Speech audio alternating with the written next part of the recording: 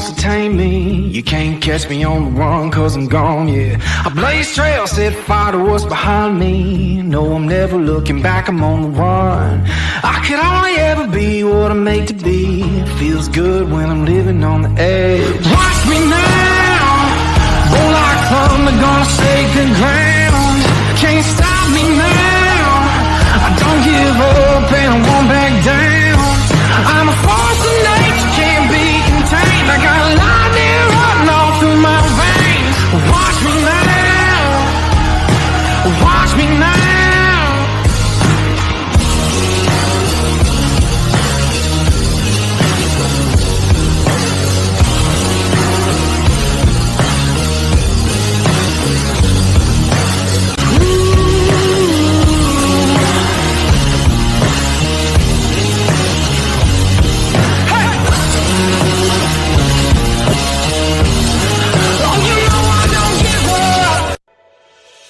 Hi, I'm Wyatt Milan. I'm from Canova, West Virginia. When I'm back home, you'll find me at my local Par-Mar store. We have that gold and blue pride at your local Par-Mar store.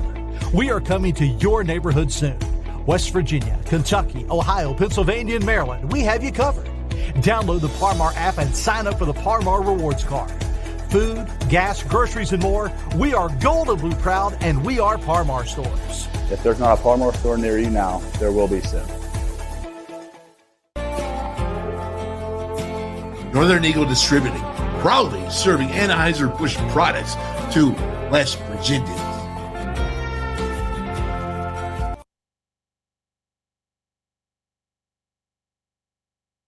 And it's a redshirt freshman kicker, Damian Ramos, who might be the most nervous person in the Superdome right now. Roy to snap, Bramlett to hold, to send it to free football. Snap, spot, blocked! Yeah! It's no good! Yeah! It's blocked! Shaheem Brown got his mitt on it! Fire up the war chant and plant the spear! Nose wind! Nose wind! Mike Norvell, you have your signature win! Fire up the war chant and plant the spear. I am jealous already just for the fact that this guy gets to say it. Well, I'll tell you what. Hey, Mountaineer Nation, you're in for a treat today, and we're going to get right at it.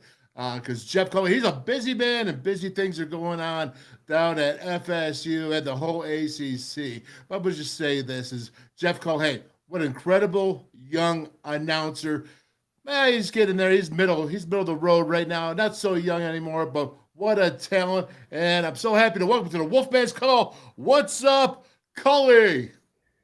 Wolf, it is great to be on with you. It's great to be talking to the amazing people in West Virginia. And yes, I'm getting old, man. I'm not young anymore. Can you believe it's been almost it's been a decade, Wolf, since you and I started together on the pregame show. Yeah, that's for sure. Boy, I tell you what, that picture there, that was with Signal Caller, you. Yeah. We were in Oklahoma. Times have changed. You've been places, man. You've been up to North Dakota State. You've, down there now at Florida State. How'd it go for you? I think it was your first year last year, right? Yeah, that's correct. Year number one was fantastic. And, you play the block on the Bayou, Shaheem Brown with a blocked extra point with no time left to beat LSU in the Superdome. I mean, that's one they're still talking about down here. They're going to talk about it forever, for a long time. And it was really a win that was needed for Mike Norvell and this program to push them in the direction we're in right now as a top 10 team. We have LSU coming up again next Sunday night in Orlando, a top 8 matchup with the Tigers at 5 and the Noles at number 8. But what a great first year. 25th 10-win season in program history, Wolf. A 10-3 year, wins over LSU, Miami, Florida, and Oklahoma all last year. And so a lot of memories made across the board. And, man, really, really happy to be a part of the Seminole family down here in Tallahassee. Did you kind of jump into that and be like, wow, this is kind of when you think about the entire season, you're like, all right, North Dakota State was cool. How many championships you guys win? 4. I called 4 national championships at NDSU. That was a lot of fun. There's some special people in North Dakota and in Fargo, no question. Oh, right. Well, that's for sure. So you went to call it 4 national championship. I mean, we would start calling you the golden child. Now you go to FSU, you get double-digit victories, 10-3 season, a young dude in Mike Norvell that it says right there his first signature win was last year for Florida State anyways. And we're going to look at him right now. Let me go ahead and bring him up because I found him very interesting. Cully, go ahead and tell us about him. It's probably not the best picture, but I did get it out of Wikipedia. Yeah, I think that's a picture when he was at Arizona State. That's a younger shot of the head coach. He is now 41 years of age, I believe. Yep. Birthday is during the season. I tell you, he is an impressive person. His energy is unmatched, and he's created a culture here at Florida State, Wolf, that you as a player and anybody that's played the game would appreciate, because he has created a mentality of, look, we're going to go out, we're going to make you work your tails off. It's going to be the hardest thing you ever do, but it's got to be your program as well. And it's a player-led program within the locker room, players holding each other accountable on a day-by-day basis. And I think that's what needs to happen. You were on great teams, obviously, at WVU. I would imagine that's how it was with your teams, where guys, you have your coaching staff leading the charge, but it's really the players that have to be the ones that have the accountability and the leadership to do the right things every single day. And that's what's been instilled down here. And also, these guys have done an amazing job in recruiting, not only with high school recruiting and development and retention, but they have taken advantage of the transfer portal. And Mike Norvell has been called the transfer portal king over the last few seasons with what he has done in bringing in pieces that fit the needs of the roster, but also fit the culture of everything going on here at Florida State that he started. Yeah, that's got to be really hard, too, to fit the culture. I think a lot of coaches are finding that transfer portal is a very, very tricky situation. Earlier, you can manipulate it to your advantage. It's got to be a huge plus because they were not having some great years until recently, bringing it back. I mean, the faithful were restless. Yeah, Wolf, I think this time last year you heard some of the national pundits talking about not transfer portal. They were talking about that nationally, but they were talking about hot seat with Mike Norvell. And, from within, that was never a conversation because we got to see, and when I got here, you really found out right away everything that coach has, the work he's put in and what he's instilled from a culture perspective overall. And so, that was the narrative on the outside, and you saw what was happening here on the inside, that this group was close. They just needed some momentum, and they needed some positivity early in the season, and they got that with the LSU winning a 4-0 start last season. So it's been a while, you're right. I mean, you go back to 2016, you go back to the national title season of 13 and the college football playoff season of 14, and there hasn't been an ACC championship here since the 2014 season. So they're looking for that this year. There's that expectation back. And, those are the kinds of expectations that Florida State fans should expect with talks of ACC title, national titles, college football playoffs, etc. No doubt. Cully, I didn't plan on this, but it just popped up in my head when you were talking about him and the culture. What does he talk about when he talks about culture? I'm talking specifically, is it we are skilled, we are hard-nosed, we are tough? What does he tell Florida State players they're going to be? Yeah, he says that, Florida State's not for everybody, but it's for the real ones. And that's where he starts. And what he means by that is we want, obviously, the most talented players. We want the biggest, fastest, strongest, best fit for Florida State University. And that's where it starts with Mike Norvell. And so he always says as well, our players are our best recruiters. And he asks his players when he brings in recruits, what do you think? Do they fit? And he trusts his players. And the players, trust him in trying to build this thing with where you need to go overall. And so it's a group that, without a doubt, identity-wise, you have to be physical. You have to be able to own the lines of scrimmage. And that's an area where Mike Norvell and this staff have identified. They've brought in pieces in the portal the last couple of years. Wolf, Phil Steele, you'll love this nugget. Phil Steele, who everyone knows, told me earlier in the summer that in all of his years in putting together the college football preview magazine we all call the Bible, right? Yeah. That he has not seen an offensive line returning into a season with more returning career starts across the board than this Florida State group this year. Oh. And you couple that with the depth, there's 8-9 guys that can start up front offensively, 8 or 9 guys that can start up front defensively. You're able to navigate some injuries that you're for sure going to have during the year along the offensive and defensive lines. And so it's about fit, but it's obviously about getting the best pieces in place to put your roster in a position to go out and win at the highest level. You know, Culhane, when I think about that, what you just said that about the depth-wise, that's how we were in '88 in West Virginia. When I was at the national championship, that's when I was coaching as a graduate assistant coach in '93. That's what we had. We had the 25 seniors. We had the 2 lines, though, that, you could roll 2 solid lines and get through those injury situations. That really does bode well. Not to mention, we'll get to the quarterback as well. But last thing about Norvell, look at his rise. Look at that right there. Culhane started off at GA 2006. Yeah. And started off at Central Arkansas. Hey, listen, it doesn't matter where you start. Here's an example of a man who starts off in 2006 as a GA. 16 years later, he's head coach at Florida State. Wow, that's huge. No question. And he was a great player in his own right, Wolf. He's one of the all-time, you look at the statistics, and he holds the all-time records in multiple categories at Central Arkansas when he played there. One heck of a wide receiver in his own right. And, he's been around some excellent coaches. He's been around some great programs. He's moved around a little bit, and he's been able to instill a lot of the things he's experienced from different stops. Arizona State.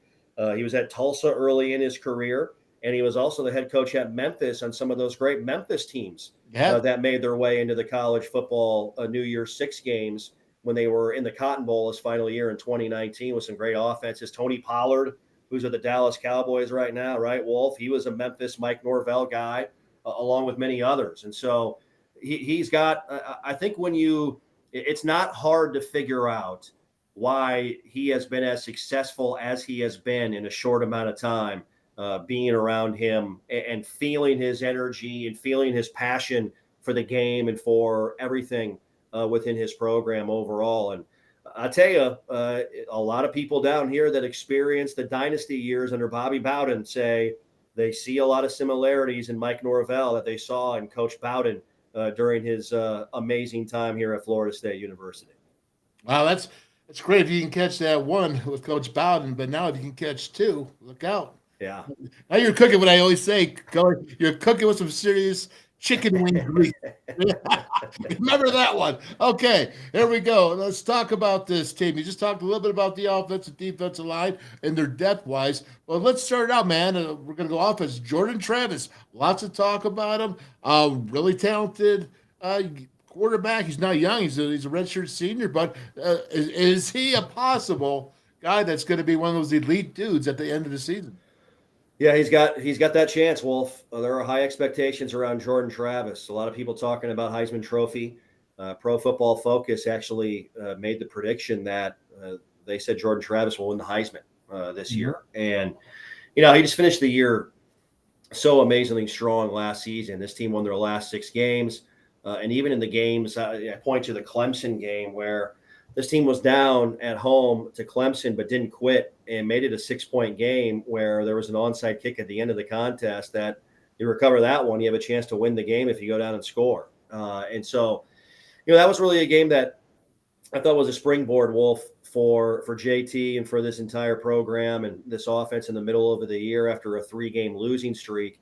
And this offense scored 35 points or more in every single game, 6 straight to end the season. And right now that's the longest streak currently in all of college football for any offense. And, Jordan has become not just a runner, but he's gone from a run-first guy to now I'm going to stand in the pocket, go through my progression, and deliver the ball on time and on target. And he threw touchdown passes to 12 different receivers a season ago, tied his school record for most receivers catching the touchdown in the season.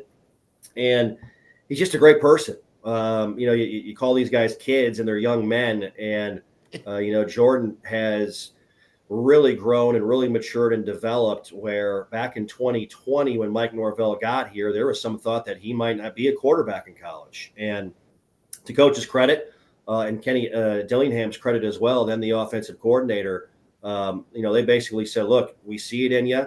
You have to believe it, and we're going to put the work in and go out, and you're going to find out that you're going to be one of the best college football quarterbacks out there. And that has happened, and 2022 was great. And now here we go. Here are the next steps. These are the opportunities you look for when you grow up. This is what you dream about when you're in the backyard, to play in the biggest games around the country and have your name with the brightest lights on you. And that's what Jordan has earned here. And I can't wait to go see him lead this team into what is hopefully going to be a season we'll be talking about around here for a long, long time. How much did last year really build his confidence do you see right now? Tremendously. Finally, Jordan was the guy. Mm-hmm. And you know this. Everybody that plays the game knows this. When you know that you're the guy at quarterback and you're not in a competition, or there's not somebody nipping at your heels, you have more. You relax a little bit. You make a few more mistakes and not worry about it as much. And that was the deal last year. You saw a relaxed player. You saw a guy that had the keys to the Cadillac, if you will, to the ride, and he took it and ran with it. And the coaches pumped him full of confidence, and he went out and made plays. And he took coaching, and he utilized it.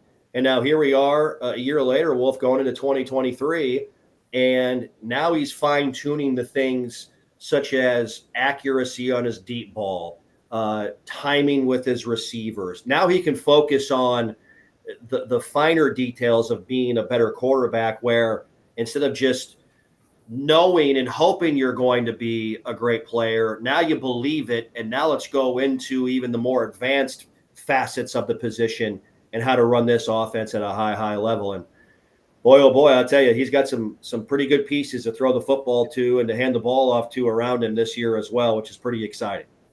Yeah, that really does make a lot of difference. Looking at West Virginia's situation, Cully, because I know you must kind of follow it to some degree.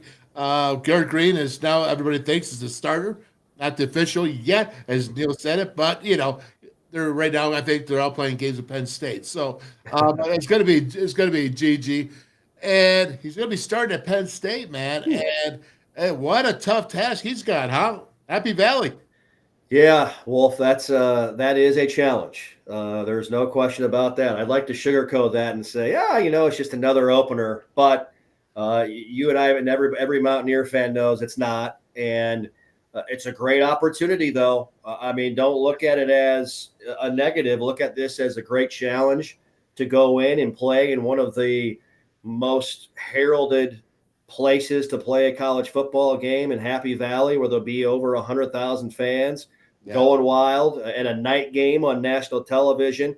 I would look at it, if I were Garrett, as a great opportunity to go out and showcase who you are. And look, Penn State's going to be favored in this game. Yeah. Play relaxed.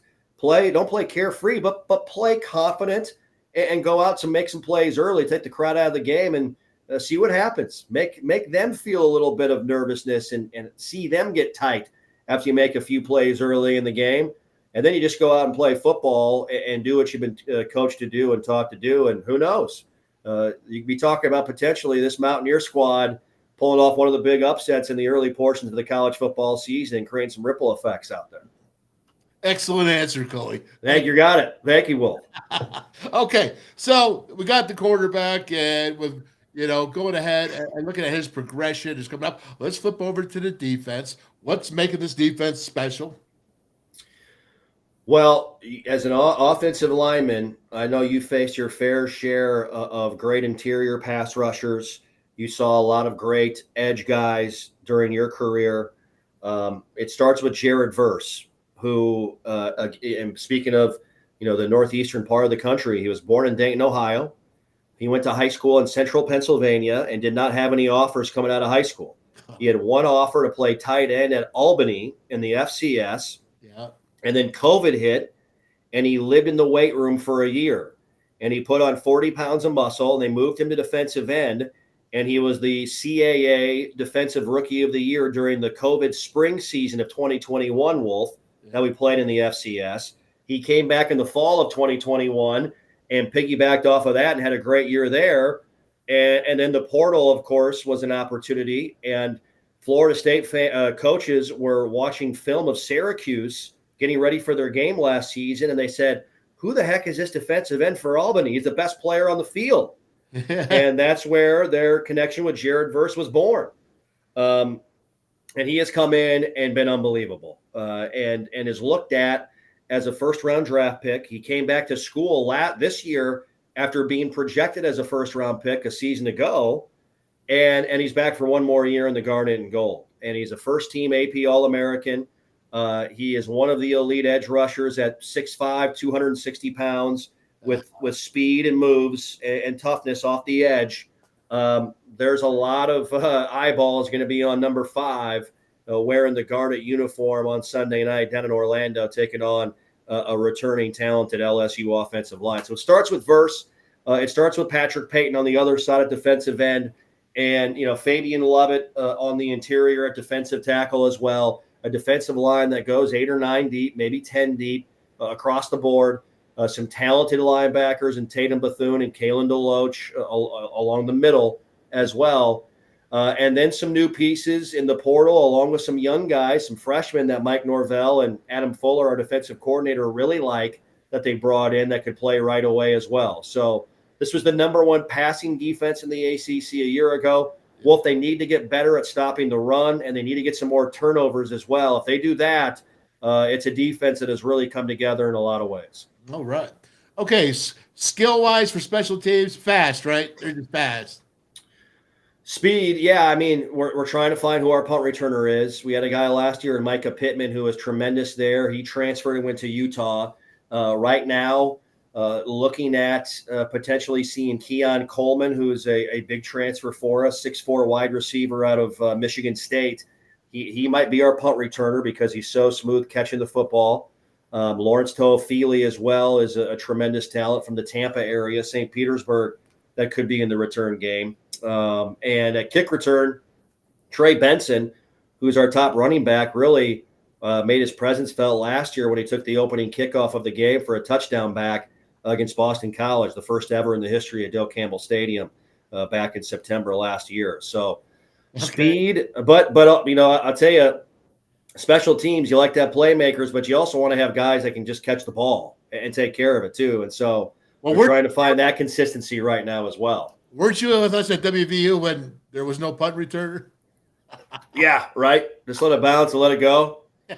Hope for the best. The data special. All yeah. Right. Very cool. Well, listen, I got a couple of things I want to talk to you about before I let you go. But the one is I just want to get $138 million dedicated to football. I just wanted to point that out so that we have an idea of where we are. We just put in $55 million. Facilities are beautiful at WVU. Don't get me wrong, football. But Florida State's going $138 million. I heard that they went to the Cowboys to look at their blueprints. Is that true?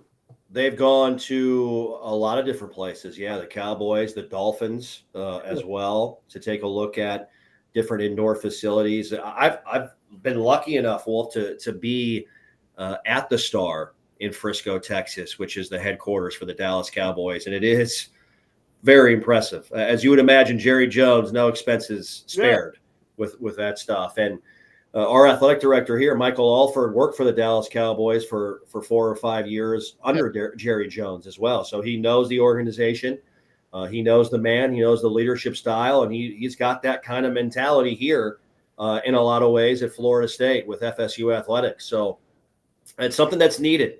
There is an indoor here, but there is not a football-only facility. And facilities are an arms race in college athletics. They have been for a long, long time. And so this is something that's probably a decade overdue, if I'm being honest, at a place like Florida State. Yeah. And Michael Alford has vision and understands that. And so they have broken ground on this new football indoor facility, which should be ready to go by 2025. And there's going to be a stadium renovation as well here at Dale Campbell Stadium, which will start at the end of this year and be ready for 2025 as well. All right. Listen, I can't wait for this answer to come up. See what you can say. ACC, Florida State. Is it bolting? Is it taking some West Coast teams, some SMU? What's the rumors, man? Has anything happened? I keep hearing it could happen today. It could happen today. So far, nothing. This stuff is crazy, right? Like, we've lived it with WVU going to Big 12, right? Yeah. Maryland going to Big 10, Pitt going to the ACC, Syracuse. I mean, it's just wild. And I'll say this, Wolf. The leadership at Florida State, that's Michael Alford, President Dr. Richard McCullough, and the chairman of the board trustees, Peter Collins, are in firm alignment on the future of this university with athletics. They're in firm alignment. And what that means is they're going to do what they have to do to compete at the highest level because they expect to win national championships in every single sport here. And that's not just football. Obviously, that's the one that drives it. But they want to win a national title in softball. They want to win a national title in baseball, in track and field, golf, women's soccer, all of them. They want to win. And when you're regionally in the backyard of Alabama, Auburn, Florida, South Carolina, the Mississippi schools. LSU's only a 6-hour drive down the road, the New Orleans area. If you're $30-40 million behind per year in TV revenue, that's looked at as an issue. Sure. And if you wait too long, then you're $150 million behind. Mm-hmm. That's big. And so I don't know what the answer is. But I know that Michael Alford is doing everything he can to put Florida State athletics in the best position possible to compete for national championships across the board. And so that's why you're seeing FSU talk about the things they're talking about publicly. By the way, because Florida State talked about it a few weeks ago and they took some heat nationally, mm-hmm. I'm telling you that Clemson, North Carolina, NC State, everybody else has talked about it behind the scenes. Okay. They didn't say anything out in front. And so we'll see what happens. Yeah. I don't know what the ACC is going to look like. There's a lot of great people in the ACC. I would love to stay in the league if they can figure out ways to increase revenue for all the schools. Because as of right now, the ACC is far behind the Big Ten and the SEC. I know they're trying. They're trying to figure out ways. They're not sitting pat, but it certainly needs to get better to continue to stay close with the SEC and the Big Ten. There's no doubt about it. Okay, Cully, last thing, brother, I'm going to let you go. What was that 50-ounce steak I had? Where were we at? It was just you and I eating the night before. I think it was Kansas. Yeah, Lawrence, Kansas. Yeah, do you remember? That was I think that was the double tomahawk you had. Yeah.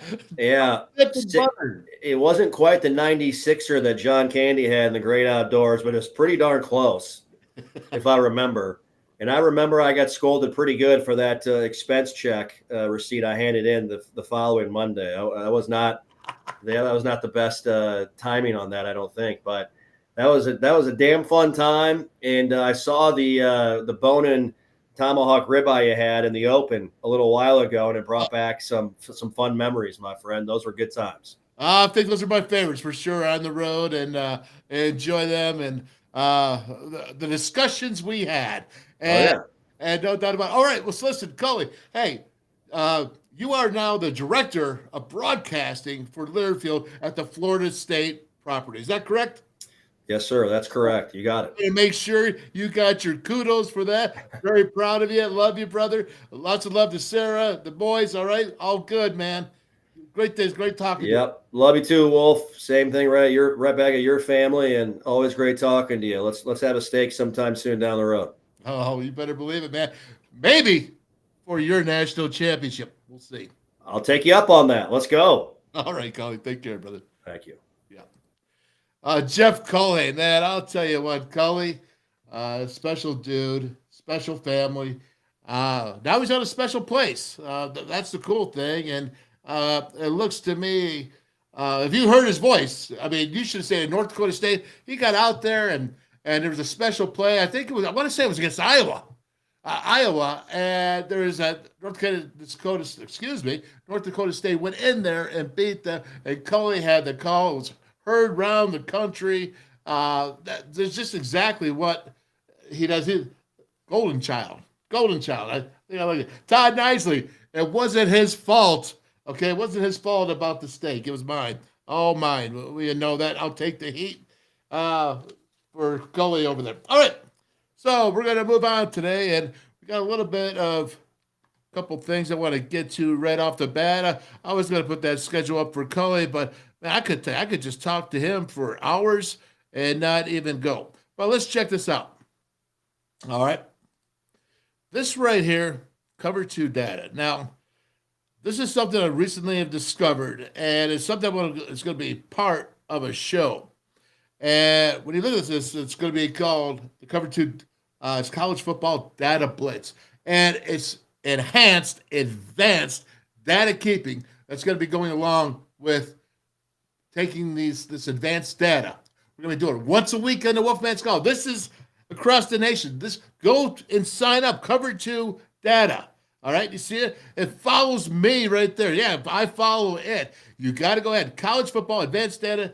That's that events and team and player insights, man. It's the college football money ball for the masses. And you know what? That's right. This is so cool. They cover all 5 P5s. And we're going to go ahead and we're going to do a segment every week. And we're going to put it with the pregame. And we're going to go ahead and break it down. Not only the film of our opponents, but what's the analytics of the opponents. Yeah, man. They're going to create it specifically for the WolfMan's Call. And we'll give you some insights if you want to make that risky bet. Hey, if you're a risk taker, you're a risk taker. I don't bet, but you know what? If it's for you, we're going to go ahead. We're going to include the show, and hopefully you will benefit because this is top dog. This is just out of the box thinking. Not too many things around the country that are like it. What do we got here for this? What do we see here? Welcome in, Ben. All right, Ben. Hello, Ben. Welcome in, Ben. Welcome in, Luke.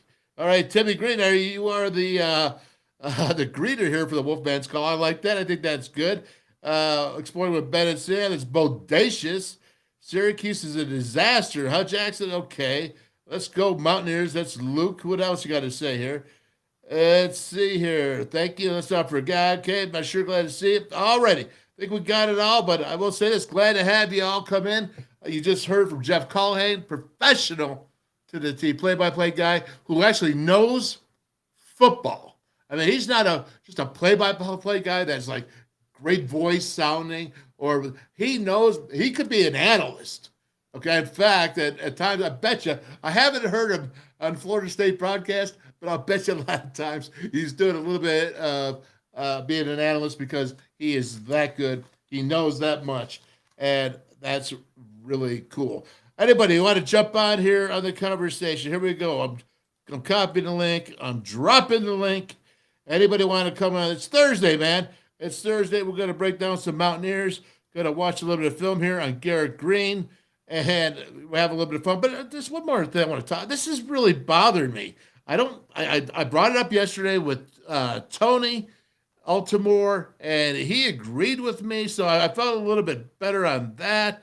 And I'm looking here, but doggone, if we don't need this right here, rivalries, tell me, why are there no rivalries that we can't set up right now? Why not restore the rivalries? All right, there you go.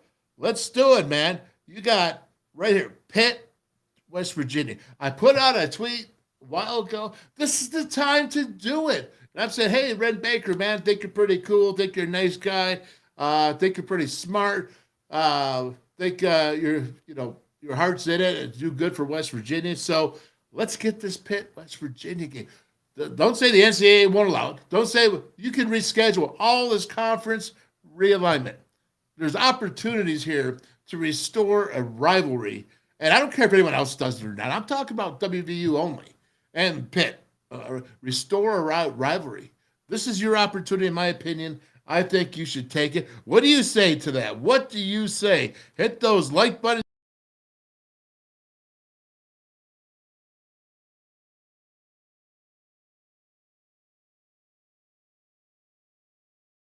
Or QR, not can I say QTR?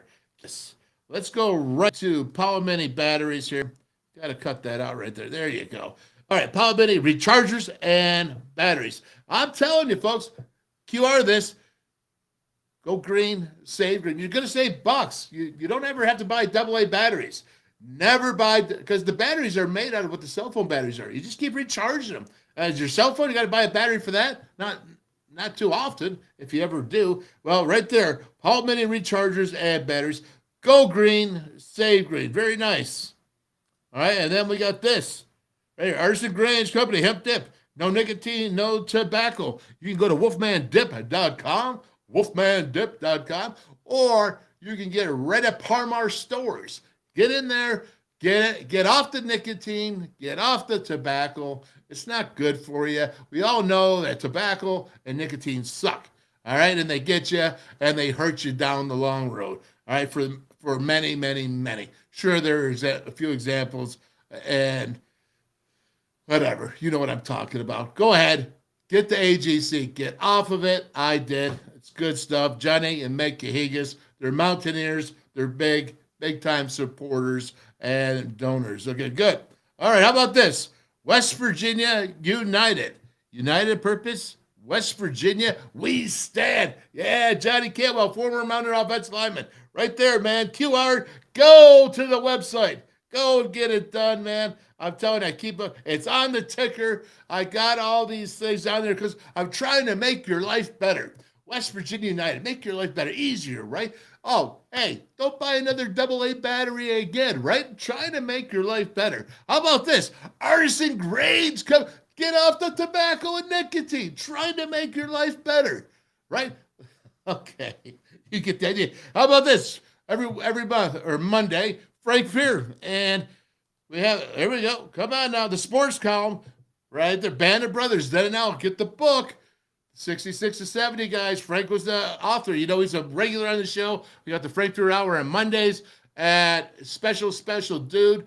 But go to the sports column if you want to go ahead and get out there. You can get your articles that you have written published. That's right. They ain't give you any money, but you are and will become a published writer. And very good. And last but not least, here we got Mike Dunlap GoFundMe. Had to get a kidney, finally got it after 4 years. During that process, he realized that he's got to get open heart surgery, Cleveland Clinic, up there in Cleveland, and he needs help right now. If you can help, if you can't, that's fine. Mike doesn't want to, but if you can help, please QR that right there. And Mike Dunlap, he's a brother, and we love him very much. Okay, what else? That's it for that. Let's get it going here. Where's that video of Garrett? Let's go here, man. There we go. I like this here. Let's get it up. All right. So here we go. I've got this now, and Garrett Green he's the starter. He's been, I guess we believe he's the starter. And I'm going to go over this West Virginia team after we watch these videos. I'm going to go over to this team and break down, start off with the defense and get it out because we got to get it out. There's no too deep, apparently, because Penn State's not doing it too deep or whatever. I don't know. I won't give it. You don't give it. You know, if you don't show me yours, I won't show you mine. All that kind of crazy stuff. Games, because you know what? Kind of know who you're going to be anyways. Maybe there's an idea or two. You say, well, I'm not going to give you my too deep because I don't want to tell you that Garrett Green's the starter, but I told you I know who's playing and the Western Mountaineer Nation do. So I can't figure it out. I'm not blaming Neil. I'm not blaming James Frank. I'm blaming both of them. I don't know. Get over it. Anyways, so here we go. And this is Garrett Green coming up here. And now listen, before you say anything, I don't want you to say, well, this is the first one is an interception. Now, Garrett Green, all right, let's take a look. This is a Kansas State film we're going to be looking at here. And this is his opportunity that he had. And I just want to go over the stats that he had because he had 3 touchdowns. So he did. And he had some nice balls. You're going to see him. All right, this is not anything like a beat up on Garrett thing. But he does have 3 interceptions also to go with his 5 for the season. Now, that's not a good ratio. Okay, that's not a 2-to-1 or 3-to-1 touchdown to interception ratio. So he's got to get better. And what you heard with Jeff Culhane, what Cully was saying about the quarterback, Travis for FSU. Okay, he's learned. He has the advantage of his legs. Always been good with his legs, but now he's going through his progressions. That means first read's not there. Well, I'm going to number 2. Don't always have to use your legs right away to jump out.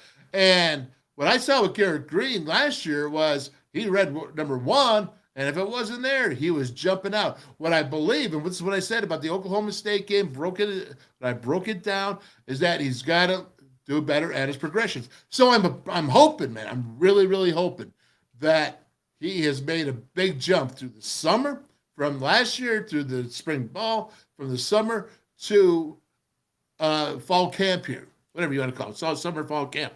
That you have preseason camp, that he's really made that progression. It can be done. You just heard about a possible Heisman quarterback doing the same thing. So let's hope Gigi, right? Garrett Green is in the same spot. When you look at his stature, when Oklahoma game that he won, that he came back, is 12 of 22, 138 yards. 12 of 22. Kansas State, he is 15 of 27. Okay, that is not a very good accuracy, but he did hit some big ones at 204 yards. And then Oklahoma State, he was 8 of 14. He has a 55% accuracy throwing completion. Now, you can always say, well, receivers dropped that and this and that. And, well, I'll tell you what now, a lot of production right now is not with this offense returning, because that was, you have C.J. Donaldson, 7 games, 6 yards average a game. You have Justin Johnson, jump cut. He had 4.4 yards. So there's guys that are returning, but wide receivers don't have much. You have Cortez right there. He's got 14 catches, and then you had Jeremiah Aaron. Those are the 2 top leading receivers returning with 12 catches. So a total of 26 catches receivers. So there's not a whole lot of rhythm, not a whole lot of experience in jiving. So let's hope when we look at this, we can see it. And there's some good plays, there's some bad plays. I'll go through some fast, but I want to get at it here. So let's check it out. I screwed that up again. Let me get over here and get to the side, and then we blow this sucker up. There we go. Okay. Let's get it started here. Right back. All right. What you're looking at now is you're looking at, honestly, trips to the boundary. I'm going to bet that the tight end, the H-back, the player that's right there in the 1-by-1 hip of the right tackle is going to go in motion, but maybe not. Maybe he just did. And they took, no, he did not. So what that means is they have now, strength into the boundary. Formation sideline. There you go. He's going to take this up. Now, let's see this. What happens? Now, any quarterback that gets a dude like this in your face, it's trouble. All right, so he's trying to get this done, trying to make the hit, but it didn't go off. Interception, okay? 5 touchdowns last season, and he had 3 picks. Got to improve that. That's the tough one right there. Honestly, when you got a dude in your face, and here's the problem. Here's the right tackle giving this up right here. And, Hubbard's got to be better. And he's at right guard now, or it's going to be Brandon Yates, one of the 2 of them. And he's got to do this better. And hopefully at guard position, he will be able to. Again, so I'm not picking him. I am going to show just as much with the touchdowns. And this first one came up because it was the beginning of the game. So that's why that came up. But look at this. Oh, here you go. Here's a highlight. Now, this is a nice throw. Check this out. This is a rhythm throw right here. This is something cool. He's got 11 personnel. It's 1 running back in the gun. It's gun weak to the boundary. The running back that I'm talking about, they got the H back there, tight end. The strength is to the field. You got 2 receivers to the field. So you got trips over there. And coming out right there. He's going. This is the fight. This is all the way going for the touchdown pass. Nice throw. Check this out. That's not even his best throw of the day. Not even his best, but a nice one. Good job by Sam James getting that open right there. Not too shabby. There we go. Popping it up. You can't ever get tired of that. Nice spiral, nice running in stride, a little bit behind, a little bit back, shoulders the last one, but not too bad, right? Like I said, the next one is better. Next touchdown. Okay, 12 and 22, passing yards 138, rushing yards 119. Kind of a 50-50 guy, right? So you can kind of expect that he's going to do that. Total 3 TDs right here and there. And now he's going to try to run. Now, this is the reason why I put this in. I'm going to let this run. I'm not going to focus hard on this. Garrett Green is another runner in the box. And this is just a guard H counter. You saw the guard pulling around. You saw the H, the tight end, in a 1-by-1. So 1 yard off the right tackles, but 1 yard over here. So it's a 1-by-1, as you call it. Okay, and he's coming. And all that was is a guard H quarterback counter. That's what it is. Oh, yeah. Because some people call it, right there. Look at this. I would like to see the running back. I tell you, I would like to see him go up and lead the way on this. But, again, he's doing a good job. By going outside, someone's probably going to take him out there. You see 23, the Kansas State Wildcats. I would like to see a dude just go straight to the middle. Because that 23 outside, he's never going to get there in time, at least 5 yards. It'll be 5 yards before you ever see him. Again, do you see what I'm saying here? And this 23 right here, and you see Tony Mathis from last year going out to him and holding him there. But what happens if you just took Tony Mathis and took a sidestep like he was going out and then came right back and was a lead blocker? Yeah, they stuffed it right here. Not good job by the offensive line. All right. There's a lot of times when they do a good job, but this is one, and I'm just going through trying to show it, trying to really focus on Garrett's play. And now, there's one thing I do worry about. Look at this. You can see it. Okay, he got smashed there. They came over. Now, that's, okay, you know what that is? That's a great example of today's defenses, okay? When you heard about Dante Wright in his press, he's like, well, if you move the tight end over, it's an extra gap, but now you move it and it changes for everybody along the defensive line. Well, I don't think that they really do gap that much. I think that what they do is they're going ahead and they're saying, well, you got this gap, but we're going to switch you over here and switch over there. It's a TFL or what? A TFL or 5 or more. Because you get caught, you get burned. Either you burn them, you're gambling. It's like blitzing. It's like all these stunts. These are a lot of pass stunts. These are not run games to stop the run. This right here is a pass. And so you look at it, and it worked that time. But as you know, it can also really, really go against you. And right here, I see, oh, there he is again. It's the draw play. Now, that's 2 plays here. I can't remember. I think I cut out a play before this. But when I'm looking at this, he's 185 pounds. Okay? I love his legs. I love his athleticism. This ain't gonna last. Okay? It's not. I'm telling you, if you're gonna go ahead and do this, Oklahoma State game, he had 6 quarterback draws. And guess what? Oklahoma State game and that first drive in the second half, he got hurt. He had a concussion. He was out. Okay? Listen, I'm not telling you to be soft and delicate. Garrett Green is not soft and delicate. But he is 185 pounds going against 250 pounders. And it makes a difference. So you got to be smart as a head coach and a play caller and what you're getting him in. Because he's going to run anyways. If he feels the pressure, he's going to run. So, again, you're taking shots here. But this is definitely a draw. And he takes a full-on shot right to the ribs there. Again, he gets up. He's fine. But you can't do this for 12 games. You just can't do it. And, well, great block by Zach Frazier there. Did you see that? That's why he's going to be an All-American. Great job. He took him right across. Watch Zach Frazier, 54. Oh, nice move by Garrett. Reads his blocker. That's good football there, folks. That's good football. All right, here we go. Let's check it out. You got Sam James in motion. You still got this. It's the tight end is in a 1-by-1, and you got now you got an actual strength to the boundary, gun strong. Trying to teach you these terms. Oh, look at that. Nestor picks up the blitzer. And let's see. He hands it up. I threw this in because I like JJ. Justin Jump Cut Johnson. They say Justin Johnson Jr. for the Triple J. I call it for jump cut. All right. I officially nicknamed him that, and I'm going with it. And we're looking at it again. I like this cat. Now, Neil Brown says he has been the most consistent running back. Do you see him break through that legs? How strong is this guy? I'll tell you what, he's pretty stout, man. Pretty stout. Look at that right there. That's good. Okay.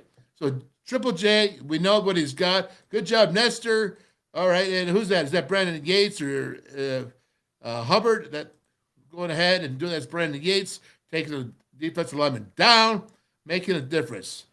Let's look again. You have the same formation. Here's something that I don't like with his height. This is an issue. So what he's got to do is he's got to become really efficient with the window. With the window. Listen to what I'm saying. He needs to understand who's going to be. You know, I talked about this with Tom Bradley, the former defensive coordinator for Penn State, former Steelers coach, former UCLA defensive coordinator, West Virginia coach. Okay, is what do you do when you have a quarterback that's not tall? Well, a thing you can do is go ahead and keep those lanes because we can run, right? So you fill those lanes, but then you do this. You see what I'm doing? I'm not committing a crime right now. I'm not getting caught. All right. What I'm doing is I'm holding my hands up so that not only can he not see, but I create that right there, a chance to deflect the ball. Okay. And again, not trying right here. Oh, look at that. I'll tell you. You know, and to be honest, there's two guys out there. It's tight. It's tight. But all right, we're moving on. You know, this is again, can you do better? What do you do good? What can you use as a strength? How do you assess it? It's good to be able to run. Do you want to have 20 runs at your size, at your weight, linebackers coming and flying at you, and having design runs, and then adding what you're doing when you extend the pocket? You got to be smart here now. If you're the head coach, play caller, the coach, you got to. Garrett wants the ball all the time. Why wouldn't he? He's a competitor. But you have to be the adult in the room, and you have to say, this is when you can do this. This is when you can do that. This is when you take a chance running. Okay, let's not try to design. We have these really good running backs that everybody keeps talking about. We have this really good offensive line that everybody keeps running back. Now, what we want you to do is if we do a zone and you do see that end sneaking down, you go ahead and pull it. But all these quarterback draws, you know, I don't know. How about maybe one or two? But you got to be careful. I'm telling you, this is my warning time right there. I used to say Will Rogers, think I screwed up with Mark Rogers. Will Robinson, danger, Will Robinson. You keep doing those draws, danger. Now, go ahead. You can see him run. I like this right here. This is the ability to keep your legs going, not running the ball because you know so much. He wants to run and continue to run. Now, there's a difference between using your legs to extend plays and then finding a receiver downfield. That's kudos right there, Garrett Green. And, of course, a catch, and that's Bram right there, Cortez Bram there. So that was one of his 11 catches, 11 or 12. 11 or 12. Okay, so, no, 11, 14, I can't remember, I'm sorry. I'll look it up. Oh, okay, again, look at this right here. He finds his guy, he got the arm, he fires it in. Not bad. You know, he had to move. He had to use his legs to extend. Right here is he had to get out of the pocket, right? Maybe he could have gotten a little faster. Don't know what was going on with the receivers, with the coverage. But I will say is he got out of the pocket here, but he didn't just run. And because running just never works all the time. It doesn't. And that's what I keep trying to tell people. It doesn't work all the time, and it could get your dude messed up. Great decision here. That's what you want, a good decision make. That's what you want. Am I doing this again? Yeah, I'm sorry, folks. I get a little excited when I see good stuff, and I just keep repeating it so you can absorb it. You can see it. Okay, so now again, I tell you, they really want to simplify these formations down here. And you can see the tight end, once again, where he's at, and trips to the field. Now you got what? So the other one was the tailback to the field with the strength. So we call it a gun strong. Now, of course, we call gun week, right? The tailback. Easy stuff. Easy peasy. Go ahead. He gets the ball. Up. There you go. Oh, that's the same play we showed before. How did that end up in there? You can look. I'll let it run. Oh, it's good stuff. You can't go wrong by looking at the good stuff right here. See if we can skip ahead a little bit. All right. I didn't like that run anyway. That was Tony. Tony's gone. That's what I wanted to show you. You see Gigi right there, Garrett Green? Dude got up there and he blocked. All right, I screwed up on that, but that's all right. Let's see if I get it again here for you. And right there you go. Now watch this. Okay, Tony's going to take it back. Nothing happened to the left side, right? Garrett's pulling out. What does he see? He sees Tony going all the way to the other side.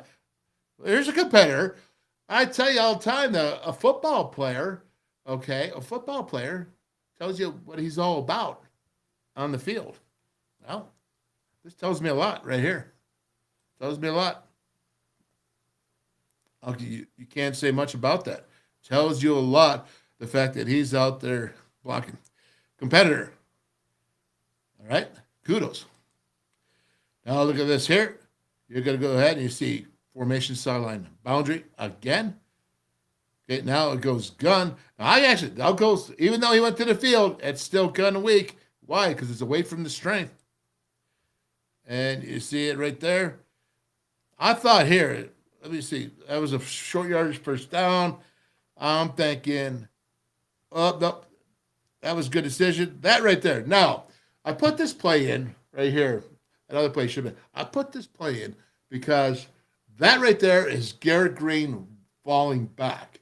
His accuracy is 55%. It's not good enough. You got to be in the 60s, and you want to be 63 to 66, at least to be there. 55 is not good enough. You need to be more accurate. That right there. Now, that pass should have been caught, all right? But he was down right there, on his knees, crouching. Still should have been caught. But that's what I'm talking about. You can't be running back. It's your fundamentals of throwing. You got to make sure. Again, if he's working on his progressions, that's what we keep hearing. He's working on his going through his progressions. Well, then he's better be working on those fundamentals. So that's footwork, and that's hand, all that. All right, that's what makes it better. That's what Culhane was talking about with the Florida State quarterback. That's what he did. So that's what we hope to see with Garrett. Coming in. There you go. That's just, all it is an inside zone screen. It's not an RPO. It's built in with each other. And what do we got going on? What we got cooking? Coming up right there. Okay. Now, this right here is, I like this. And I want to show us because this is good decision making. This is not a designed right here, a design draw, quarterback draw. He wanted to throw this ball. And when we talk about decision making right here, okay, he wanted an RPO. And he wanted to throw that. That was supposed to be an RPO right there. And he kept it, lived for another play, lived to play another play. Forget about that one. Live to play another play. You gotta understand. That's a good decision. You didn't get nothing, but he realized his RPO, his receiver. I wish I could show you that, but his receiver was tied up, and that was actually a very receiver. He wants it. Oh, he hangs on to it. Oh, that's it. That's what I'm talking about. Good decision right there. So you take it, and there it is. Right there. You can see the receiver. You can see the receiver was tied up right there. That was good. Excellent. Keep it rolling. Keep it rolling. Oh, and this time he does throw the ball. And that's the best throw I've ever seen Garrett Green make in a game. The best throw I've ever seen him make. And he's going to need more of these. And he catches them in stride. I want to see this. And it's a nice throw. His feet, did you see how his feet were planted there? Did you see the difference in his mechanics of quarterback? For him to be successful, watch. Bop, bop, bop. And whoa, look at the plant. Look at the drive. Look at the tape of shoulder. That's helps your accuracy. That helps. Now, that's not a progression. He knew he was going to go for that, and receiver James got open. It was good job by all. Good job by all. But let's be real. That's the difference when you go ahead and you become more confident. Watch it and step and drive. Step and drive. It didn't matter that that dude was in front of him. Remember the first play of the interception? Remember that? It was he had a guy in front of him. It did not matter. There you go. And that is that. How about this? We got anybody here. Now, who wants to go ahead and jump on? Anybody want to jump on? See the terrible footwork, backletting, and throwing. Yep. Well, that's what it's all about footwork, isn't it? All about the footwork. There's no doubt about it. Okay, so that's really good. Really good. I like that. Good stuff. We're getting smarter, man. It's Kelly McCord. What are you saying here, buddy? Green is a better running quarterback than a passing quarterback, in my opinion. Yes, right now he is. And what you're trying to do is you're trying to balance him out. You're trying to work it so that he can go through his progressions. Again, how much better can a quarterback be if they go through their fundamentals? If you go and use your forget about quarterback. Forget. How good is an offensive lineman going through fundamentals? A defensive lineman using your fundamentals, using your techniques. It applies to everything. It's just really visual with the quarterback. You can't be backpedaling and trying to be accurate. You have to work your feet. And that's something that you don't want to be able to think about. It's like you have to know how to do it. Just like you heard yesterday with Dante Wright saying is when you know what you're doing and your techniques and everything comes here and you're just worried about what the opponents are doing because you're not worried about this because you already know it. It's already there. And then you become so much better player. Well, that's what you are with your throwing. You don't want that. Oh, okay. So Mike Rollins, don't even start with that, man. Are you kidding me? Did you see this? Pass the tight end more this season. I'm going to leave that up there. All right. Yes, Mike, you are right. And I want to tell you why. The tight end, Johnny Antonik, my buddy Johnny. I love him dearly. And he's in a tight spot because he is the historian of WVU athletics, and he's also the writer and head of digital media. He's head of digital media of WVU athletics. All right, and he's knows. But I've talked to him so many times. I've told everybody I can talk to. Use the tight end. Did you see the article he came out with? See the article when he got Traylon Davis in there. You got Cole Taylor. My goodness, can you imagine? Can you imagine? Okay, we're talking about Anthony Wilson at 5'9" out there and a 6'7" Cole Taylor. Woo! Can you imagine that throwing a ball? You don't even have to be that accurate. You just get in the kind of the reach with 6'7", and then have this. Did you ever watch a grown up when he's holding the ball away from the little kids?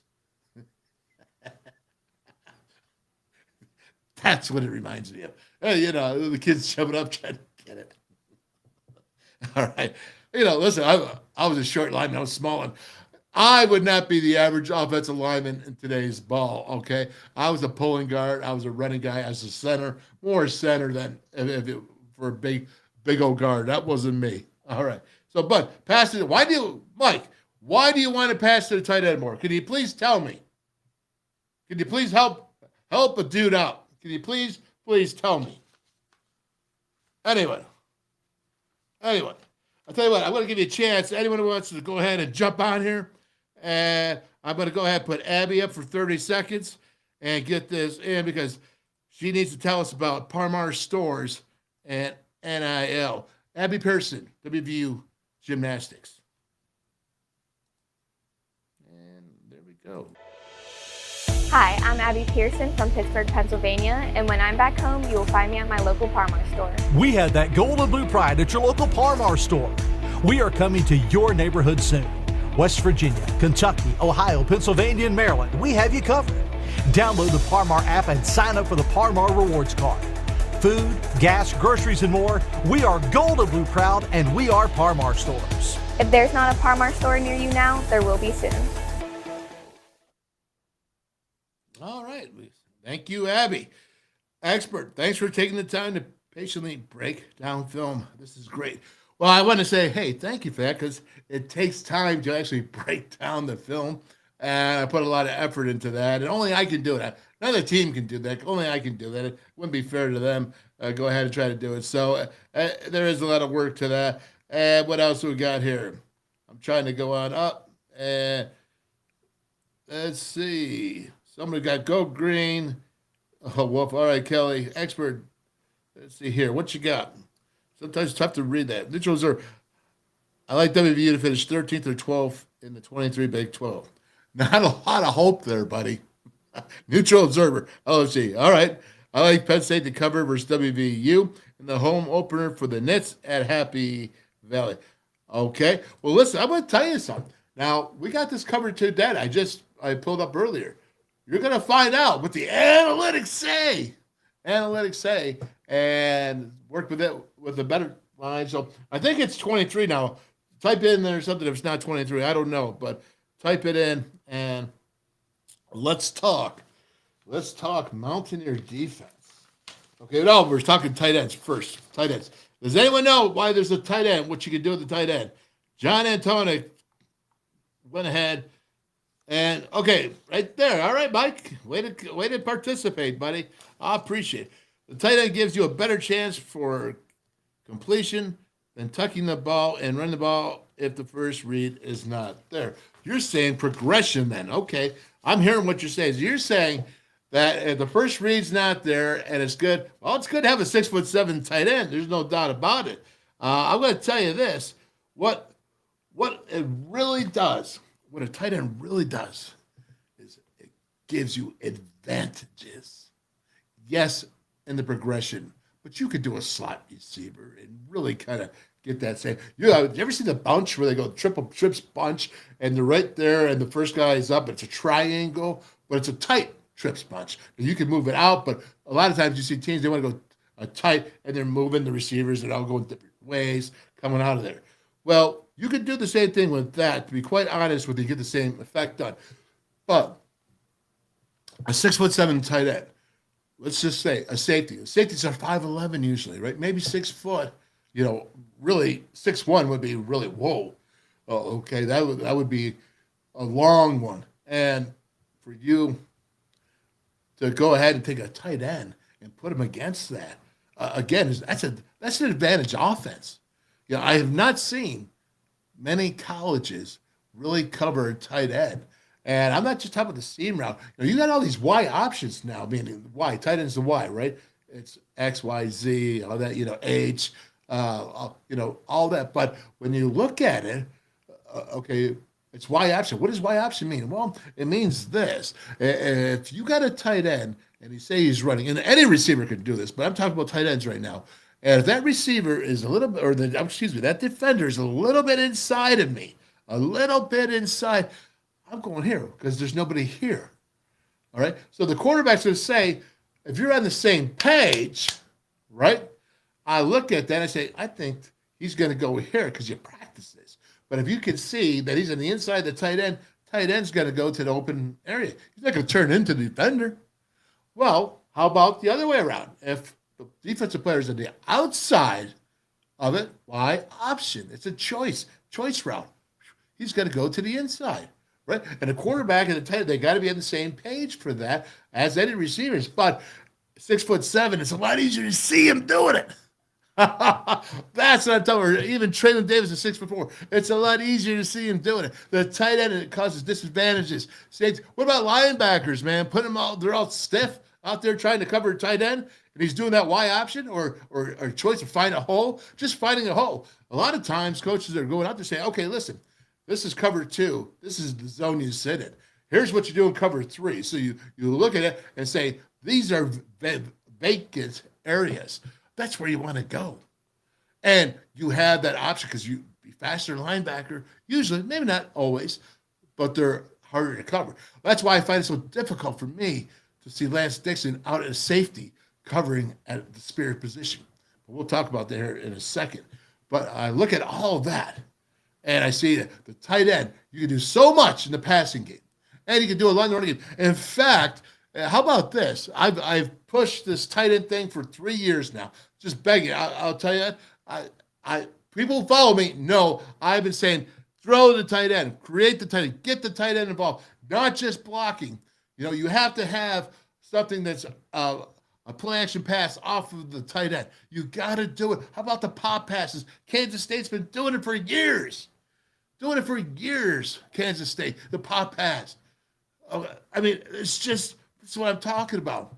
So the tight end can create. And now don't talk about 12 personnel. Oh my gosh, you want me to get all fired up? The Buffalo Bills got Dalton Kincaid. All right. Now he's not a blocker, but it doesn't matter because if you line with 12 personnel and you put that tight end in the line, you don't know what's going on. You can send one out, you can send them both out.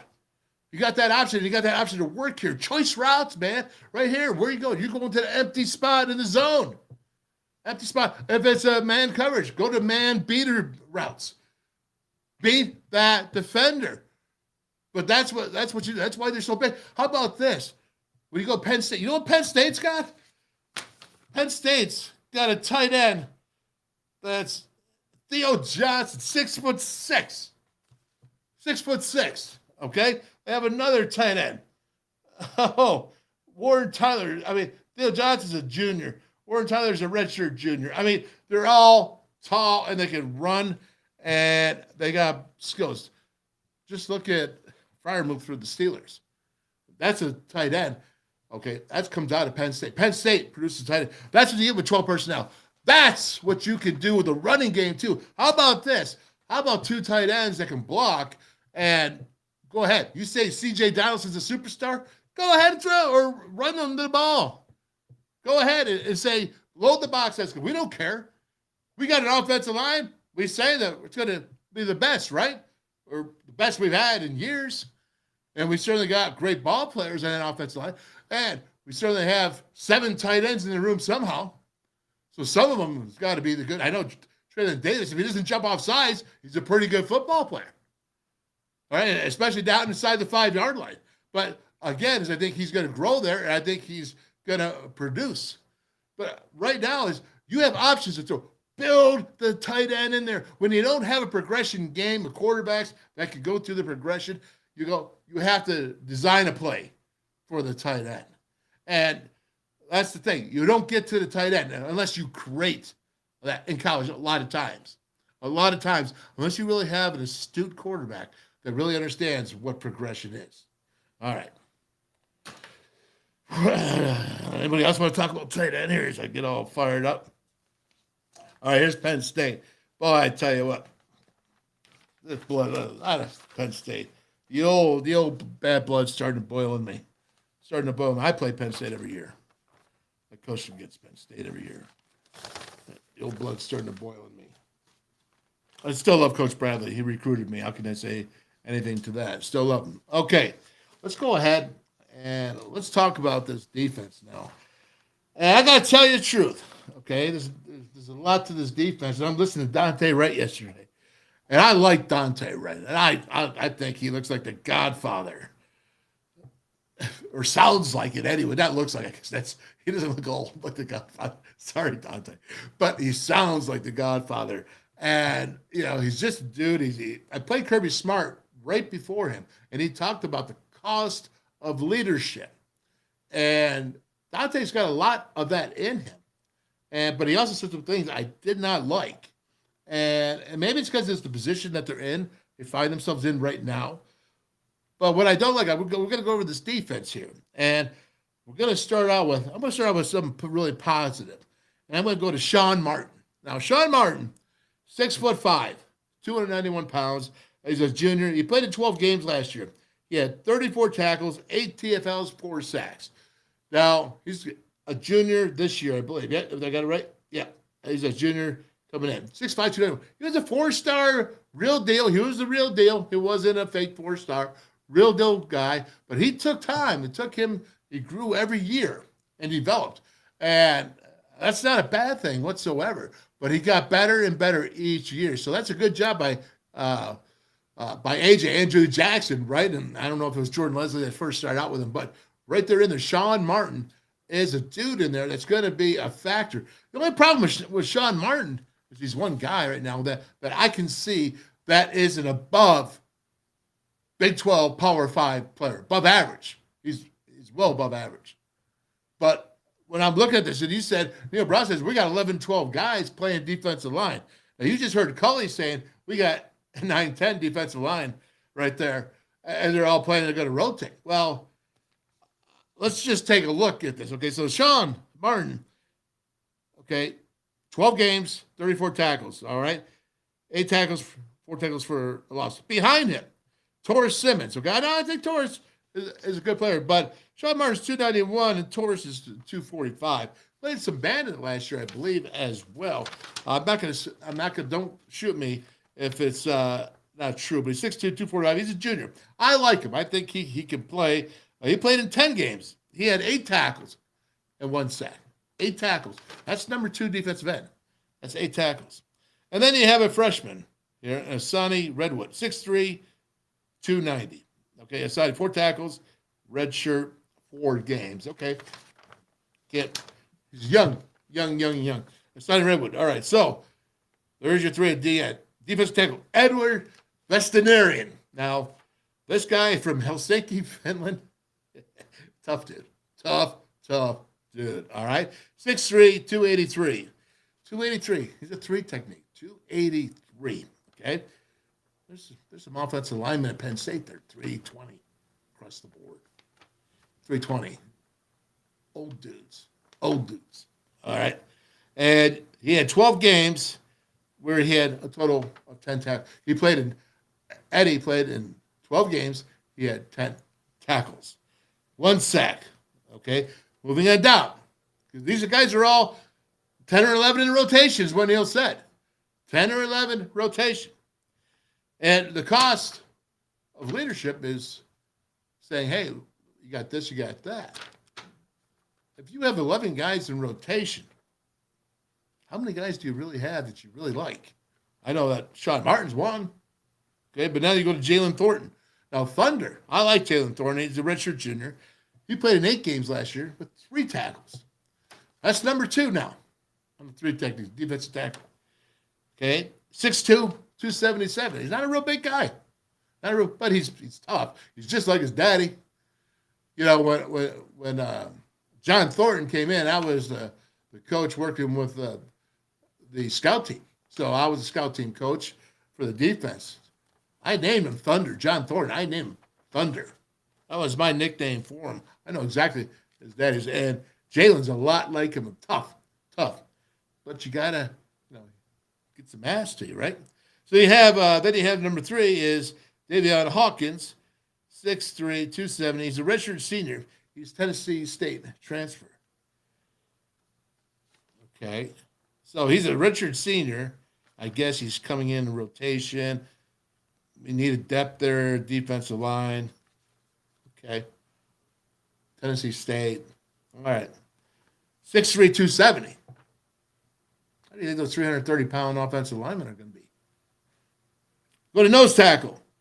All right, 6'3", 309, Mike Lockhart. All right. Mike Lockhart played in 12 games last year. He had 13 total tackles. Don't think he had a sack. Lockhart. Did he have a sack? I don't see one here. And see, he had 1 tackle for a loss for 2 yards. 13 tackles, 1 tackle for a loss for 2 yards. That's your nose guard.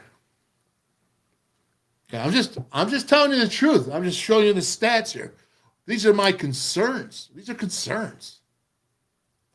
Hammond Russell, 6'3", 307. Redshirt sophomore. He played in 2 games. So we have a guy that played in all 12 games, played in 12, and then played here in 12. Okay, so the starters, besides the get to the bandit, all right, with Jerry Bartlett, all played in 12.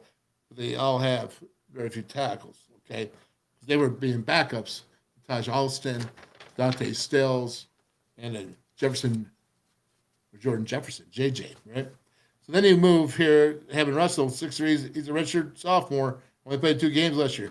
Then you got the guy that, Fatorma Moba, the transfer from Penn State, 6'3", 306, sat out a semester, and you heard Neil Brown say, hey, he's coming along better than what they had hoped, because sitting out there, they were worried about him sitting out, where he would be physically and ready to jump in. Okay, go to the bandit position. Those are your 3 deep across the line, defensive linemen. Now you got your bandit, which is kind of a slash between linebacker,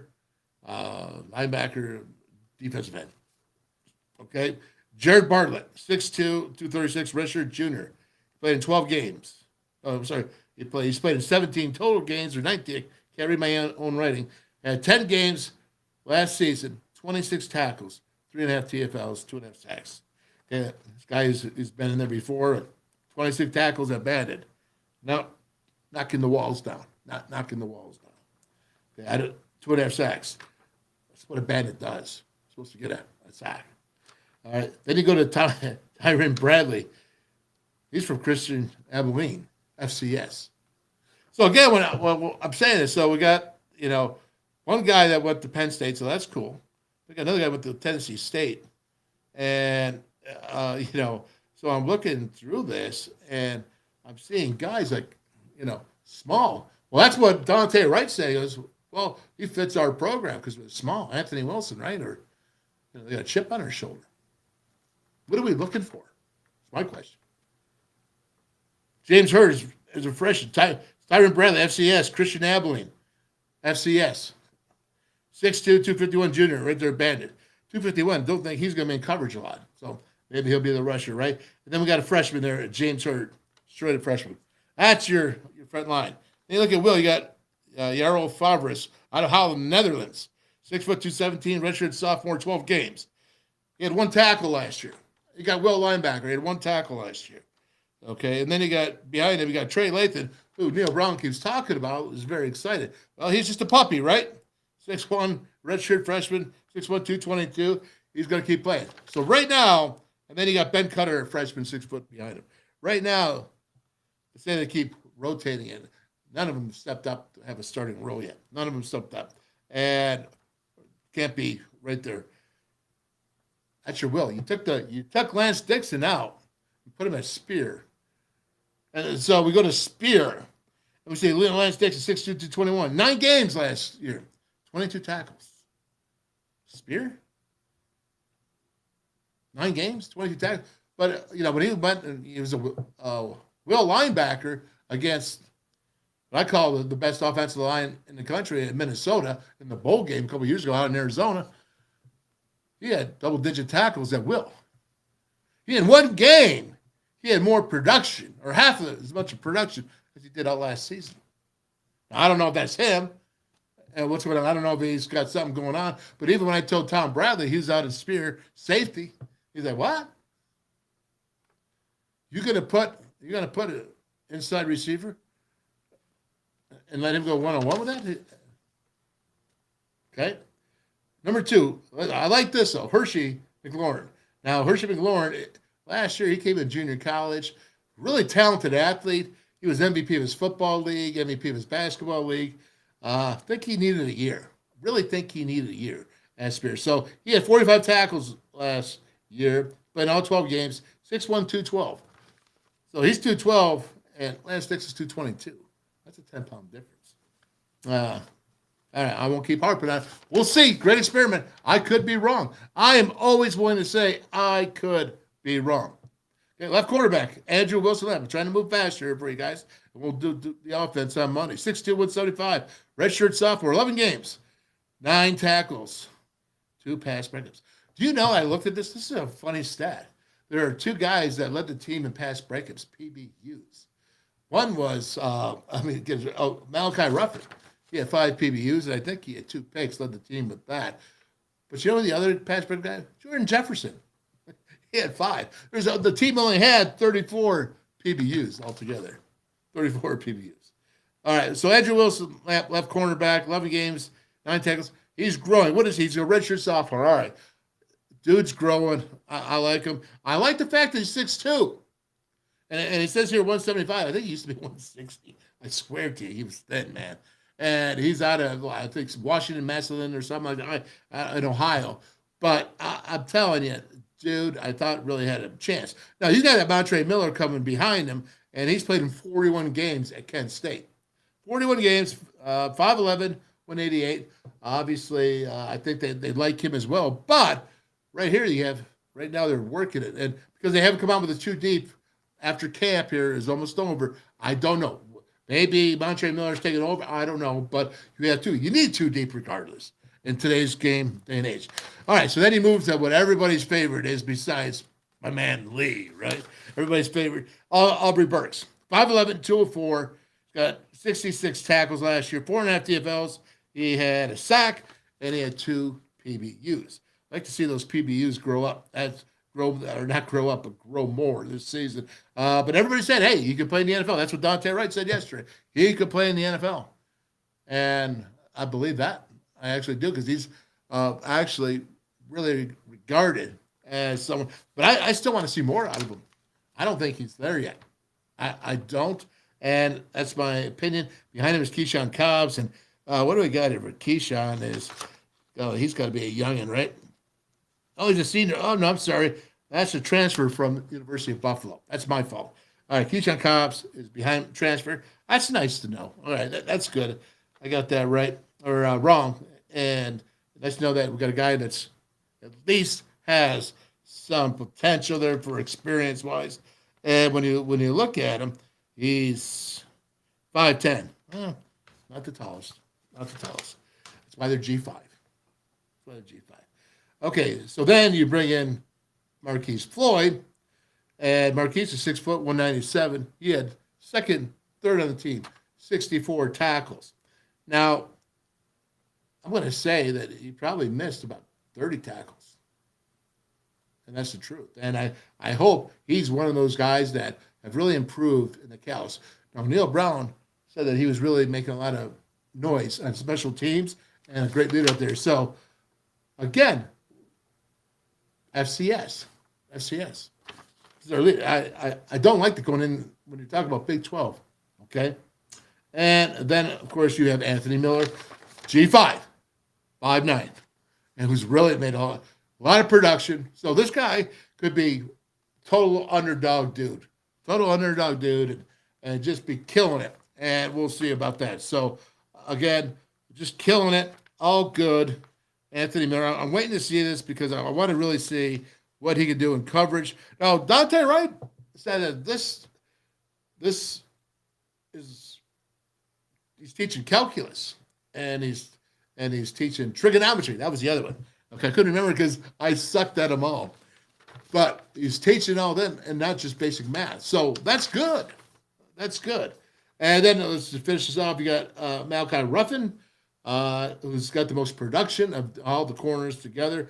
Beanie Wells, who's 5 years Western Kentucky, 6 year to Minnesota. I don't know how you get it. I know COVID's been part of that.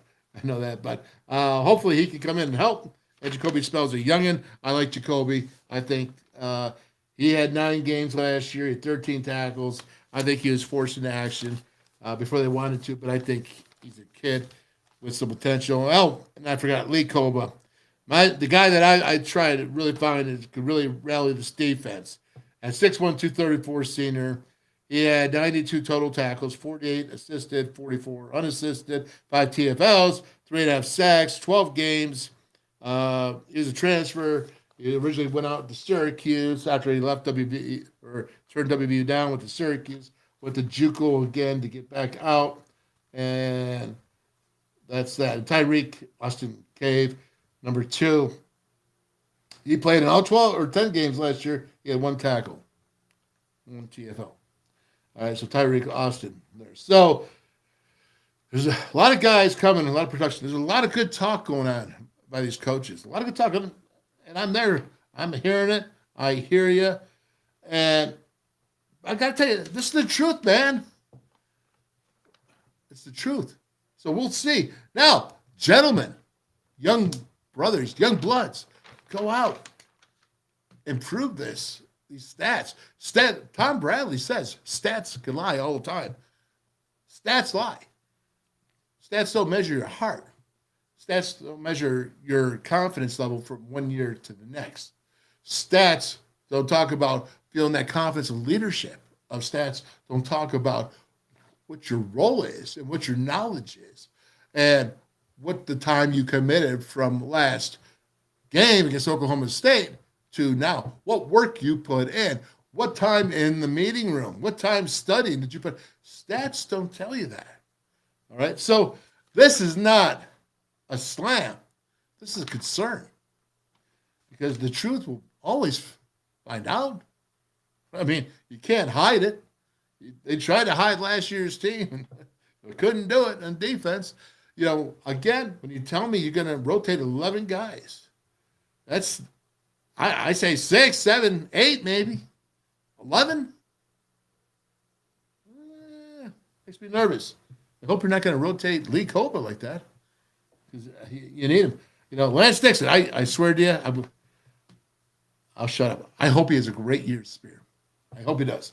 22 tackles last year at Spear, 10 tackles in one game, 11 tackles against Minnesota.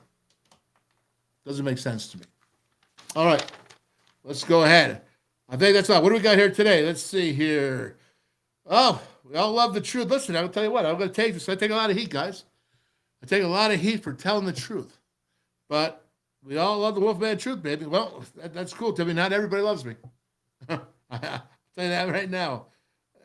Definitely. Let's see here. Oh, here's a new one for you. That's Mountaineer with Kenny. The backyard brawl can be on our schedule every year. Oh, I tell you, I think it's the time now. If we're going to do it, I really think it's the time now. And what do we got here? So what are they thinking? We have some meat on the line? Have some meat? Well, we need some meat, that's for sure. I don't know if you meant that funny. I find it to be funny. But yeah, we got to have some meat on the line. And, you know, I mean, you got to have a little bit of can to you, right? You know what can is, right? Yeah, you got to have a big can when you're a defensive lineman. You love, you know, that's what coaches, you sit there and say, they come in and, like, check out a dude at the high school, or the dude comes to their camp, and first time they see him, and they're, you know, coach is looking at him like, hey, you know, wow, he's a defensive lineman. You see that butt on him? Yeah, it's because they know there's power there. And that's what they're looking for. Looking for a big can. Offensive lineman, the same thing, man. They're looking for a can and anchor in, man. When you have it and you're only 270, you don't got a big butt usually. It's a little tighter, a little bit tighter. All right? But when you're 310, 320, man, woo, that baby looks curvy. That looks curvy. Yeah, coaches get all jacked up and fired up about that because that's the truth when you're looking at it for a football coach to a football player. Football coach to a football player. Anything else? You guys got anything else? Go ahead, man. Come on. Here we go. Anything. Well, let's talk about this. You know, who doesn't want that Pitt rivalry back? Who doesn't? That's what I'd like to know. Who does it, and who thinks that it can't be done just because it hasn't been done? Huh? Do you think about that? And what does the NCAA do? What are they going to do? Say no? Change their schedules, conference realignment? Conference realignment, everything is a change of schedule. Everything is a change of schedule, man. It makes no difference. But let's go ahead and do this. Got to do it every day now. I know, if you get tired of it, too bad. It's part of the show. All right, we got the preseason special. That's coming up for Penn State. I think we're going to have that. Data 2 is going to be involved. And we're going to not only give you analytics, advanced data and analytics. I hope you knowing things, knowledge of things, and also maybe throwing that chance out there, put a little bit of greenbacks down, right? And saying this is what you think is going to happen. Well, I think we're going to have that segment every week, and it's going to be a part. So you're going to have to tune in for all you guys that want to know just a little more than everybody else. You want to be a little bit smarter than everybody else around you. Yeah, I understand. I get that. And when I look at this here, go ahead. Let's start it out, man, with this. What's up, Mel, at the Mountaineer Tap House? How you doing? And she figured out the closed caption for YouTube. So, you know, being part of the WolfMan's Call Network, you're going to be able to watch this preseason special because we're going to do it at the Pallet Bar in Scott Depot. But right here, all these fine establishments, you see it, Archies in Pittsburgh, right there. You see Route Sports 22, bottoms up. Did you see that? I shared their video on my Facebook today. And Route 22, they got, 12 50-inch TVs they put together. So it's like one big, massive TV. And then you have Calacino's Pizzeria and Sports Bar way down in Beckley. Jeff Weeks there. What's up, Jeff? Family, how you doing, man? Love the pizza, man. You got to love the pizza at Calacino's Pizzeria. And then head over to Hinton, West Virginia. I have never been to Hinton, West Virginia, but I do know that they got a beautiful view right off the river there, and it looks like a really cool place to hang out. It's Cantrell's River City Grill and Pub. Mitchell, what's up? Craig, Cantrell's, all that good. You got Legend Sports Bar, Aaron Gizzy out there in Lakeview. That's right, Legends, man. Hit those links. Watch the WolfMan's call when he get done. Then you have Danny's in Princeton, West Virginia. Paige, shout out to you. You know what's so cool? Getting to know these people here at these places. They're really cool, really supportive, and they're fired up about their Mountaineers. So that's why you need to support these places, these fine establishments. Kegler's, home of royalty. Jerry, Steve, Greg, the Reds, royalty. Dougie Moore running it, man. Love you, Dougie. Very cool, brother. Steve Reese, Mason Jar Saloon and Hotspot in Morgantown, right past the Morgantown Mall. I said Mall. Right past Morgantown Mall. And all the way down to Fairmont Road. And then you go ahead and you take that to Fairmont, where you go ahead and you get the Mason Jar barbecue and more. And you unbutton those britches because you're going to need to. And, of course, you got Jimmy Porter down there with Jimbo's place. You got an Elkins where it started out. And then just a couple of weeks ago, we were there for the grand opening of the Buckhannon Jimbo's place. Fantastic food. Had a great batch of wings and a Philly cheesesteak. Oh, to die for. Already talked about Mel there, Tap House. Yep, you got to love it. The Tap House there. I'll tell you what, they started off the Country Roads Trust Lager right there. Started off having a big deal, having a big thing coming up with the students' watch party at the Mountaineer Tap House. It was right there on Oakland Street. So go ahead and join up with that. And I told you about the Pallet Bar.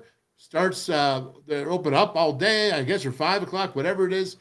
I know they're probably going to trouble for this 5 o'clock, but then at 6 o'clock we air. What's up, Haley? What's up, everybody? See you there coming up on Saturday, a week from Saturday. Coming up, we're going to do the pregame, and we're all going to watch the Mountaineers battle the Nittany Lions.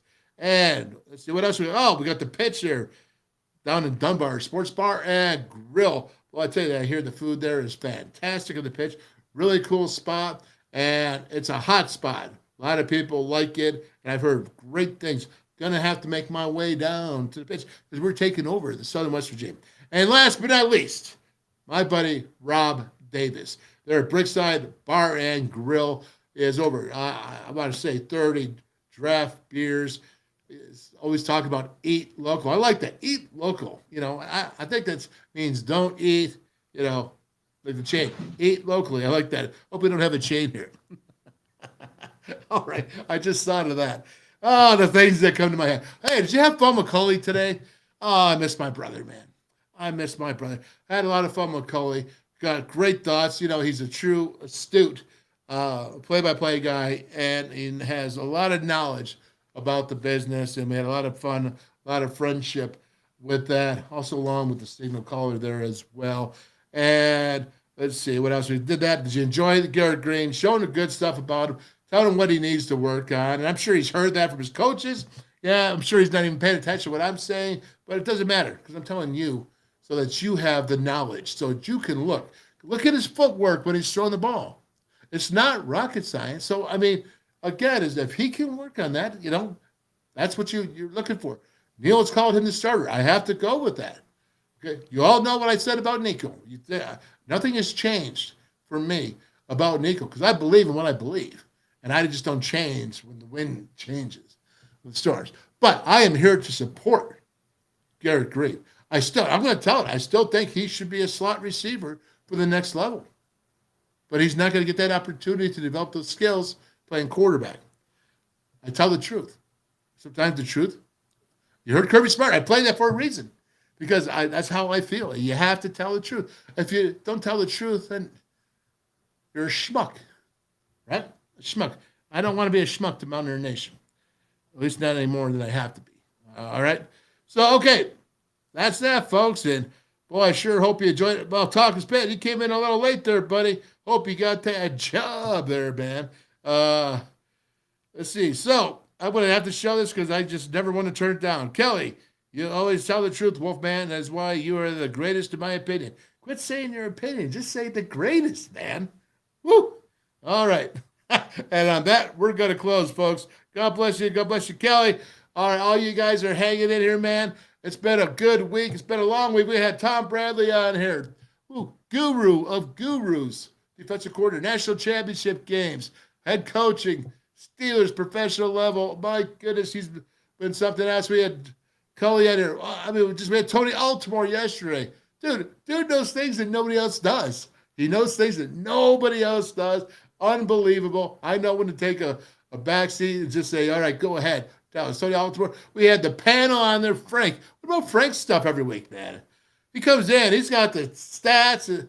He's got everything to back it up, man. And we do the panel. You got DP. You got Al Johnson. You got the Hawkeye there, man. It's been a fantastic week. Next week is game week, and that could be quite the game. So this is what Neil Brown says. This is a mock game week. This week is. So I don't know if it's quite a mock game week for us next week because it's not going to be because we don't have film to break down on Mondays. He's going to have the press conference on Mondays. All those things. But it's going to be a little bit of a mock. And we're going to add in that data too. And I got a guy, I believe I got a guy who's going to do high school for us. Bring up the big games of high school. I'm trying to find a guy. And if you want to be that guy, you let me know. I'm trying to find a guy that's going to talk about all the Division II schools in West Virginia, the league. I want to know, man. I want to talk about it because I think they're as important as anything else. And give us a little bit of history. I'll even talk about Marshall. And that's all right. And Talking Spit, sorry I had to miss last show. I had a job interview, which I did get the job. All right. There are so many Mountaineer fans that are so happy that Talk is Pitt got his job. I hope you see the humor. All right, everybody. Great week. We'll see you Monday. Remember, mock week. Oh, my gosh. That is too good. And you know what else? I'm telling you this right now. Sometimes I forget things. Closing commercials could be one. Hi, I'm Zach Frazier from Fairmont, and when I'm back home, you'll find me at my local Par Yeah, baby. We had that gold and blue pride at your local Par store. We are coming to your neighborhood soon. West Virginia, Kentucky, Ohio, Pennsylvania, and Maryland, we have you covered. Download the Parmar app and sign up for the Parmar Rewards Card. Food, gas, groceries, and more, we are gold and blue proud, and we are Parmar stores. If there's not a Parmar store near you now, there will be soon.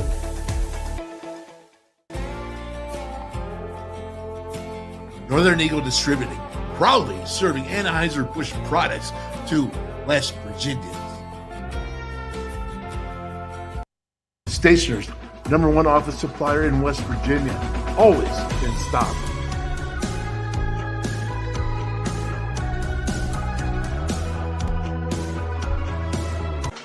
How many? The anywhere, anytime chargers, powering a connected world.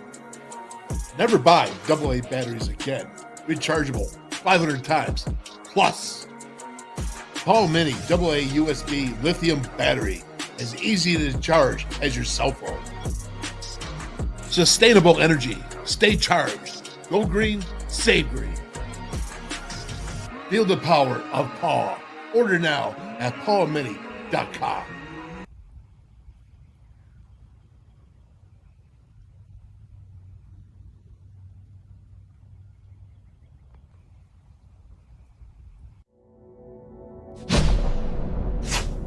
West Virginia United.